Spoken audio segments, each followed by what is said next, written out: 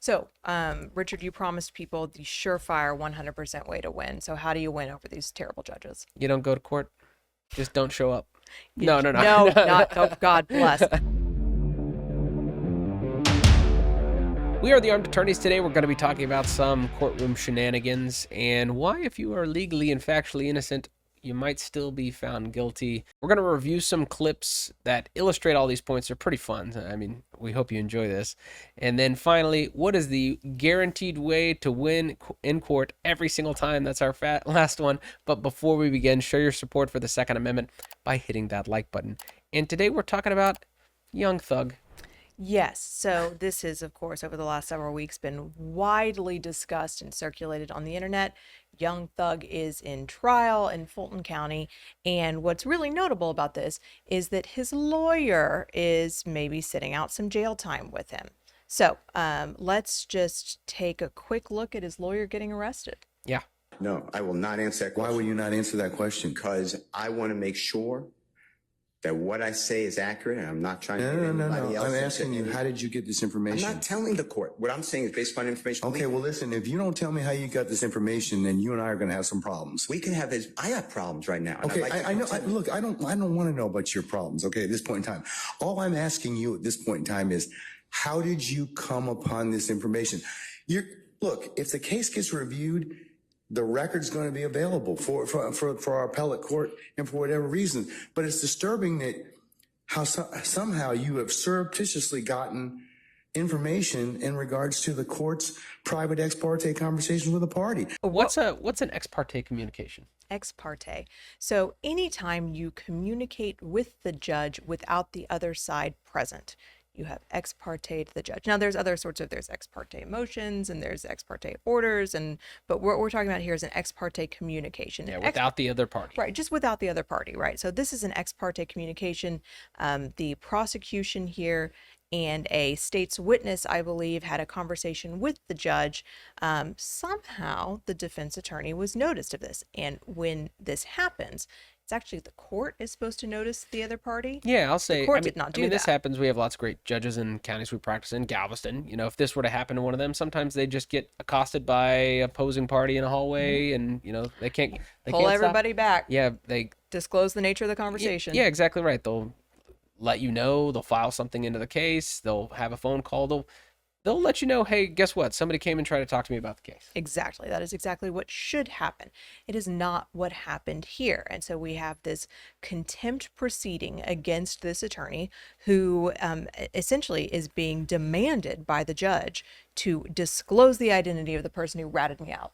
Yeah. Tell me who did it. Exactly right. Well, and it's so bizarre because it's one of those things where there's potentially a lot of different rights implicated for not just his client, but for himself. And we'll see this in a clip coming up in a little bit. But, you know, potentially eavesdropping could be a crime. You know, you have a right against self-incrimination. You have all these. But eavesdropping is not a crime here. Well, I don't know. I know it's there. I know they said it is there. But yeah. Thank God, because I will. Texas is single party consent. I was eavesdropping this morning. Where are you? Yeah, there was almost a fight in the lobby of our building. Oh, interesting. I was like pushing the open door on the elevator, like it starts buzzing at you. Yeah, I know, right? Too long. Come on. But all right, so we have this attorney getting held in contempt. The judge basically got caught behaving badly. Doubled down. Decided to arrest the lawyer for his own bad behavior. But, you know, legal community, we got people coming to his aid. Let's check out this clip. And Judge, so that's what you want, but that does not conflate to a contempt. Your desire for him to answer your question does not mean that you have the power to hold him in contempt. So you can come into court, Mr. Merchant, and not answer a question of the court and not be held in contempt? If it's a question that the court is not permitted to ask, yes. Okay. So she is doing some phenomenal lawyering, by the way. And you can see how far it gets her. It has gotten her nowhere. And so the main reason we wanted to talk about this, or that I wanted to talk about this. If you had a good lawyer, you wouldn't. All of you out there who are like, when we're like, hey guys, don't do this because it's going to look really bad in front of a jury. And you're like, a good lawyer would make sure it didn't come in.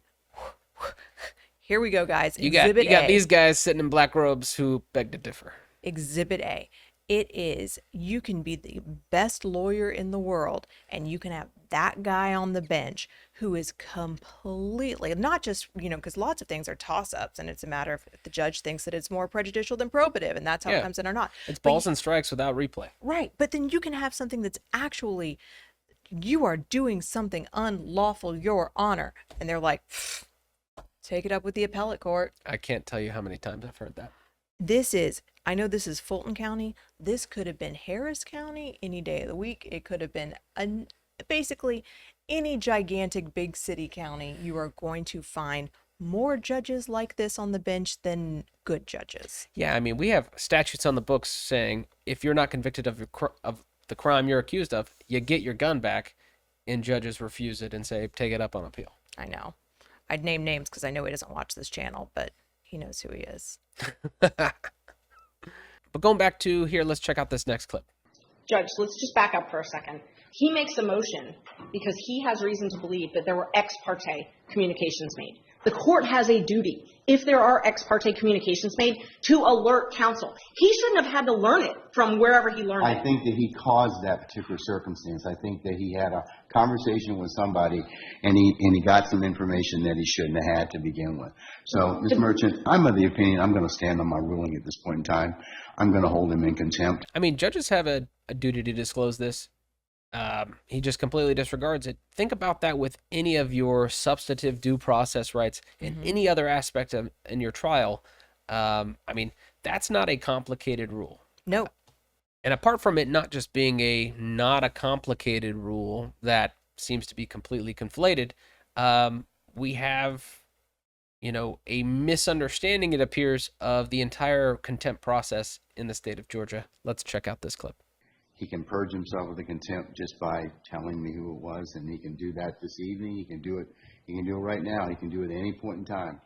If not, I'll revisit the circumstance on Friday. And Judge, we would ask that you grant the bond.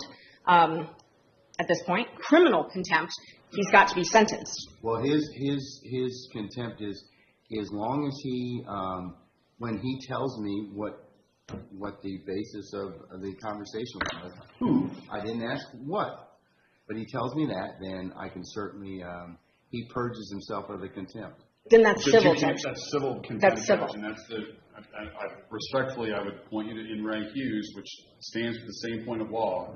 Civil contempt imposes punishment as a means of coercing future compliance with the prior order of the court. Here, the prior order of the court presumably is that you have directed Mr. Steele to answer the question, to disclose the information as to who is his source for knowledge of this ex parte meeting that occurred earlier today.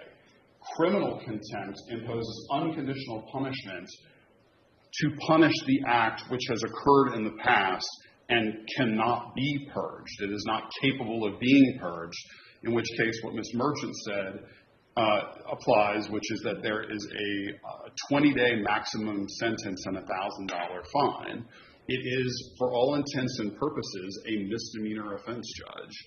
Yeah, so from what I gleaned from this, and from what I understand, we have something very similar in Texas. Criminal contempt, you're punishing. Richard's pretending like he's never been held in contempt. You're punishing the, hey, I saw you do the bad thing, bad lawyer, you're getting punished for that thing, as opposed to a civil contempt. I think they're both criminal here, and we just call them slightly different things. I don't know the names of them. But whereas this judge is saying, hey, he can purge himself of it, it looks like he's kind of conflating their process. Yes, and this is, again, like this judge doesn't even understand the law. The judge himself doesn't understand the law and refuses to be educated on it.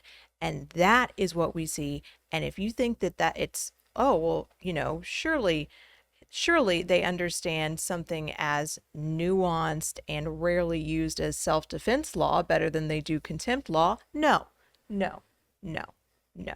It is a wild world out there trying to educate judges on self-defense law. We have bench briefs to submit and we do our darndest, but when you have a judge who is just willfully ignorant, it's what you got. And you got to take it up with the appellate court. And that is a terrifying prospect because you're probably doing it from a prison cell. Yeah. And I think there's two, and we'll link the full videos in the description. I do think there are two kind of funny things worth pointing out when he says, respectfully, Your Honor. And then the other one, as the court is aware. Those are big signals to judges. Hey, I know you didn't read this, or you're getting this completely wrong. I'm really trying to help you out here and point you in the right direction. And so, I mean, even using all the lawyer tricks, it didn't seem to help them out too much. No, it did not. Well, some people can't be helped. No. But Help me help you, judge, but it's just not happening. you can lead a judge to water. You can lead a judge to justice. Yep. I don't know. So, Richard, you promised people the surefire 100% way to win. So how do you win over these terrible judges? You don't go to court. Just don't show up. No, No. not, oh, God bless. You don't find yourself in court. Yes, that is. It's like the win every fight you don't have. This is one of those fights you just don't want to have. That's exactly right. And for all of the people we talk to who are like, basically like, well, my pride and my ego, and I would never let this happen to me, and I'm going to take my chances. Don't take your chances. Don't. It is not, when you, I think, truly understand what you could be up against, you have to be that bigger man every time. You've got to de-escalate. You've got to retreat if possible, because like no one can save you from a judge like that. No. Except appellate judges, if they too are not judges like this, right? Yeah. But we hope you enjoyed this discussion. If you did, consider subscribing, hitting that like button, and help us fight the anti-2A algorithm by sharing this video. And please question and comment for us below. Until next time, we're the Armed Attorneys.